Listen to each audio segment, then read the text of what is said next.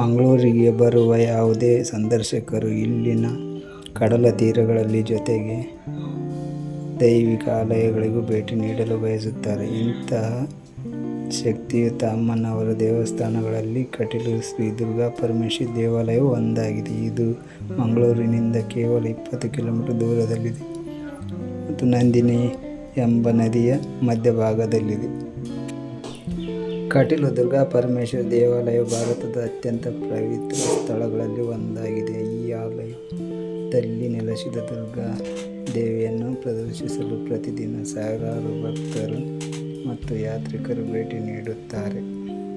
ಈ ದೇವಾಲಯವು ಹಿಂದೂ ಧರ್ಮದ ಅತ್ಯಂತ ಪವಿತ್ರ ಸ್ಥಳಗಳಲ್ಲಿ ಒಂದಾಗಿದೆ. ಭಾರತ ಮತ್ತು ಪ್ರಪಂಚದಾದ್ಯಂತ ಭಕ್ತರನ್ನು ಆಕರ್ಷಿಸುತ್ತದೆ. ಈ ದೇವಸ್ಥಾನದ ಗರ್ಭಗುಡಿಯಲ್ಲಿ ನೈಸರ್ಗಿಕವಾಗಿ ರೂಪುಗೊಂಡ ವಿಗ್ರಹವಿದೆ. ಇದನ್ನು ಭಕ್ತರು ಉದ್ಭವ ಮೂರ್ತಿ ಎಂದು ನಂಬುತ್ತಾರೆ.